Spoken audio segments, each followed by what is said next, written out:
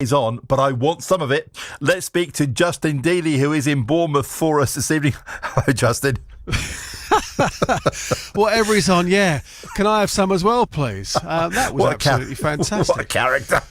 Real character, yeah. So I've arrived myself about 10 minutes ago. I'm outside the stadium. Lots of people arriving. We have Luton fans here. We have Bournemouth fans. First of all, let's start with Gayle Hope. She's a Bournemouth fan from the Cherries Trust. Good afternoon, Gayle. Thank you so much for your time. What is the Cherries Trust, first of all? The Cherries Trust is the same as the Luton Town Supporters Trust. It's our equivalent. So it's the supporters group that are affiliated with the FSA, and we represent our members to the club on various issues. And you've made a lovely gesture because the Luton fans arriving via coaches this evening. You, the Bournemouth fans, you've paid for that. How much did that cost? I'm not telling you how much it cost. There was a joint initiative between the Cherries Trust and Talking Cherries, who are our mental health first aiders.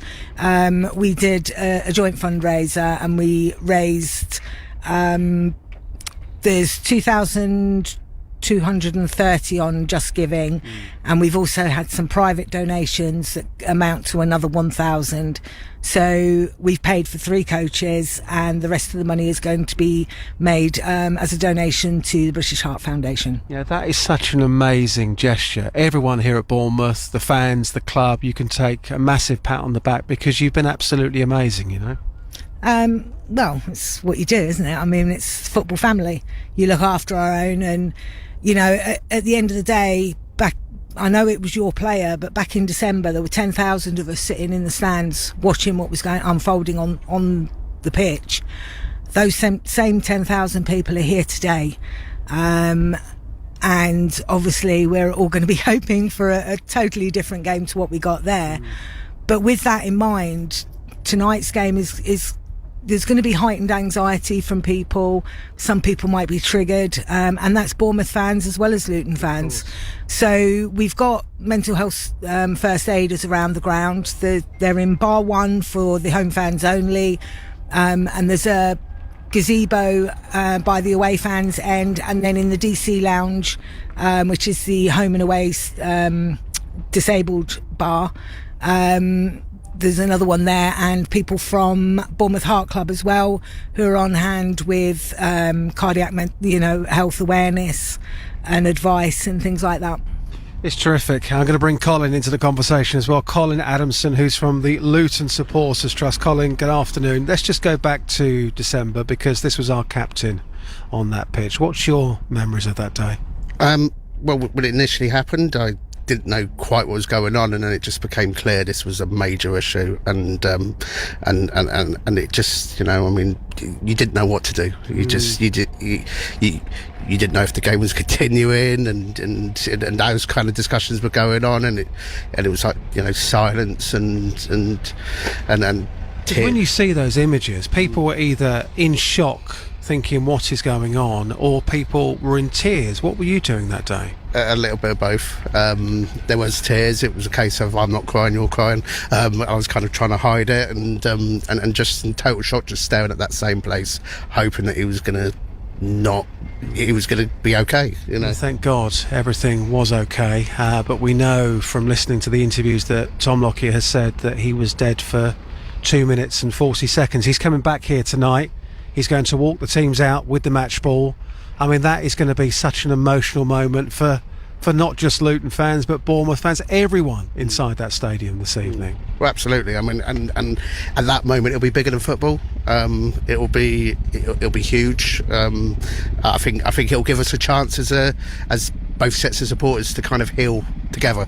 And that's what I think today's more about, us healing together as fans and creating even a closer bond than we had before. I mean, and that's it, isn't it, Gayle? We know that the two clubs previously have bonded over points deductions. Who can forget those days in League Two? But this has brought the two clubs together. This is a bond now between the two clubs, which is completely unbreakable. Oh, very much so. We've made some good friends. I think, fans from both teams, on Twitter, on Facebook, on various other social media. We've now got little friend groups that are going on. I think what is it they normally say in football, a bit of a bromance going on there. Is that what they call it? I think so, yeah.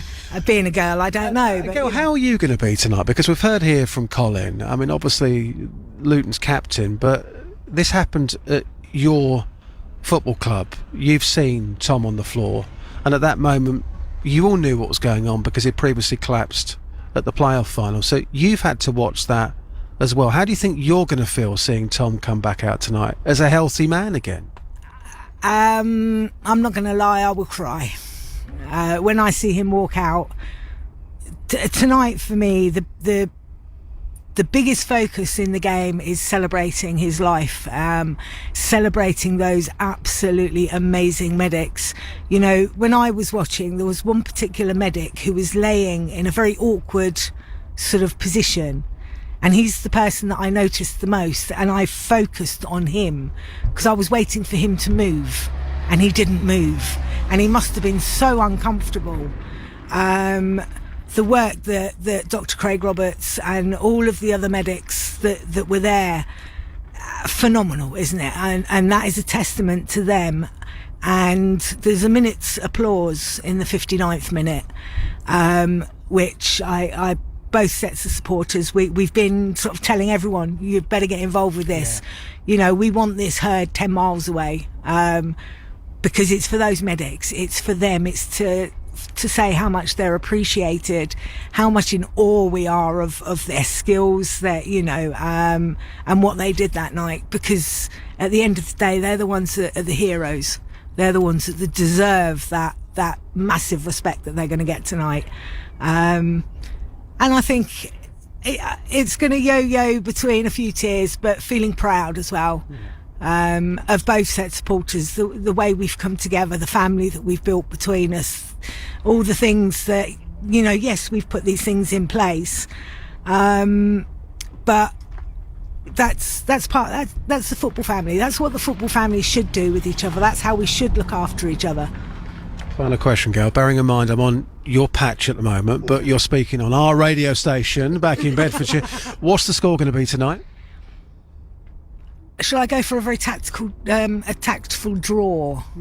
I don't think you really mean that, but you realise, yeah. I had this conversation with one of your guys this morning, who said to me, can you give us the 3 points? It'd be nice. And I said, well, we're not that charitable. We'll pay for your coaches and we'll provide you with mental. I think I've heard enough from you already, Gayle. Gayle, thank you so much. You've been amazing. What you've done here at this football club has just been absolutely terrific. No words, really. You're an amazing woman. And final words from yourself, Colin. What's the score going to be tonight? 2-1. I'll take 2-1. Absolutely. Yeah, Tilly, of course. We need the points, Max. I think you're going to be okay, to be honest. But I just want to quickly say to the Cherries Trust that Luton fans will never forget the way you reacted, the way you sung Tom's name, and you asked how I'd be tonight. I'm already getting emotionally thinking about it, so thank you so much. You've been absolutely amazing. Thank you. Can I ask you one final question? This might send you over the edge, by the way, based on what you just said there and how you are at the moment, but I'm a Luton fan as well. Listeners know that. Tom Lockyer, our captain, we nearly lost him here back in December. He's back here tonight to thank the people that saved his life. How would you describe Tom Lockyer in a sentence? Captain. He epitomises the word. He's a leader. He's everything to us. Yeah, just captain, I think. Yeah. Thank you so much. You're welcome. Cool. Thank you. There you go, Roberto. Live here in Bournemouth with Gayle Hope there from the Cherries Trust, also Colin Adamson from the Luton Supporters Trust. I really hope that, and obviously you can't see, it's radio, but you know, the bond between these two at the moment by the radio car is something that I've not seen in football for years, and you will hear and see more of that this evening. Okay. Luton Town fighting against survival, but this is where Tom Lockyer back in December was fighting for his life. And thank you, Justin. It's a fantastic reporting, but also 3 months on. I mean, we saw him, we heard him go down, and we were all, I mean, in the world of football, it went beyond football, but he's back tonight, 3 months later, healthy and with a new baby daughter, and for that we should be really grateful. Definitely, 100%. It's going to be a really, really special night. Justin, thank you, and thank you to your guest as well. It's Justin Dealey, our reporter, our colleague Justin, who is reporting live from Bournemouth.